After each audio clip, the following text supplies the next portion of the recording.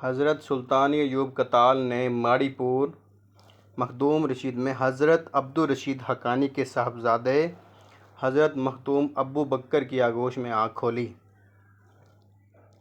آپ 7 سال کی عمر میں یتیم ہو گئے تھے۔ آپ کی پرورش آپ کے دادا حضرت عبدالرشید حقانی نے کی۔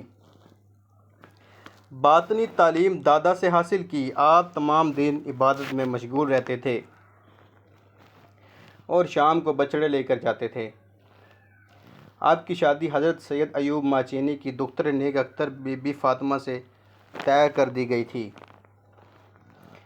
بی بی فاطمہ کے بھائیوں نے آپ کو ناپسند فرمایا، تاہم شادی کے بعد سسرال میں رہ کر کھیتی باڑی کی ذمہ داری عائد کر دی گئی۔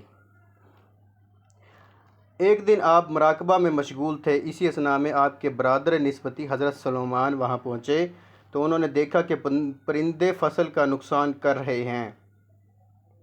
اس بات کی اطلاع انہوں نے اپنے والد حضرت ایوب ماچینی کے گوش گزار کی، جنہوں نے فصل کا نقصان ہوتا دیکھ کر حضرت سلطان ایوب کتال کو تھپڑ دے مارا اور کہا کہ تم پرندے نہیں اڑا سکتے تھے۔ آپ نے جلال میں آ کر ہا ہا کی آواز نکالی تو فصل سے پرندے اڑ گئے۔ دوسری بار اسی عمل سے فصل باجرہ اور جوار اڑ گئی۔ تیسری بار زمین تھر تھر کانپنے لگی۔ چوتھی بار آپ کے سسر نے منہ پر ہاتھ رکھ کر چپ ہونے کو کہا۔ آپ نے اپنی بیوی مستورہ کو اسی وقت ہمراہ لیا اور بستی سے ناراض ہو کر باہر نکلے تو بستی کے مکانات اڑنے لگے، مکانات تباہ ہو گئے۔ آج بھی یہ علاقہ ضلع ملتان کے علاقے خانپور بستی مڑا والا کے قریب کھنڈرات کا نظارہ پیش کرتا ہے۔ حضرت بی بی مستورہ فاطمہ کے بطن مبارک سے 4 بیٹے مخدوم محمد یوسف، مخدوم رکن الدین، مخدوم ابو بکر، مخدوم بایزید پیدا ہوئے۔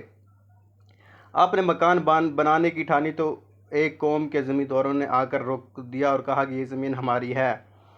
آپ رحمۃ اللہ علیہ نے کہا کہ تم اس زمین کی قیمت لے لو اور میرے مصلے کے نیچے سے گن کر دینار نکال لو۔ جب انہوں نے مصلہ اٹھا کر دیکھا تو نیچے خزانے کے ڈھیر تھے۔ انہوں نے دامن حرص پھیلاتے ہوئے سب کچھ اٹھا لیا۔ 1000 دینار کے علاوہ باقی سب بچھو اور سانپ بن گئے۔ حضرت سلطان ایوب کتال نے بد دعا کی کہ تمہاری بستی پر خدا کا قہر و غضب نازل ہوگا۔ رات ہوتے ہی پتھر برسنے لگے اور پوری بستی نیست و نابود ہو گئی۔ آپ نے اپنے چچا مخدوم صدر الدین سے فرمایا کہ آپ اس بندہ ناچیز سے پہلے دنیا فانی سے رحلت فرمائیں گے۔ منہ سے نکلی بات پوری ہوئی۔ آپ کے چچا کے وصال کے بعد چوتھے پہر حضرت سلطان ایوب کتال رحمۃ اللہ علیہ 766 ہجری کو پردہ فرما گئے۔ آپ کا مزار نور گڑھ سے 2 کلومیٹر جبکہ دنیا پور سے ڈکوٹا روڈ جانب شمال قائم ہے۔ مارچ کے آخری اور اپریل کے پہلے عشرے تک آپ کا عرس منعقد ہوتا ہے، جہاں محفل سماع کے علاوہ نورانی محفلیں سجائی جاتی ہیں۔ اس موقع پر ایک بہت بڑا میلہ بھی لگایا جاتا ہے جس میں لکی ایرانی سرکس، موت کے کنویں، میجک شو، گھوڑا ناچ، بیلوں کی دوڑ اور دیگر تفریحی پروگرام منعقد ہوتے ہیں۔ علاقے کے علاوہ دور دراز سے لوگ انتہائی عقیدت و احترام کے ساتھ آپ کے مزار پر حاضری دیتے ہیں، میلہ دیکھتے ہیں۔ اس میلے پر انتظامیہ کی طرف سے سخت انتظامات کیے جاتے ہیں اور اس کی نگرانی انتظامیہ، پولیس اور سول سوسائٹی کے لوگ کرتے ہیں۔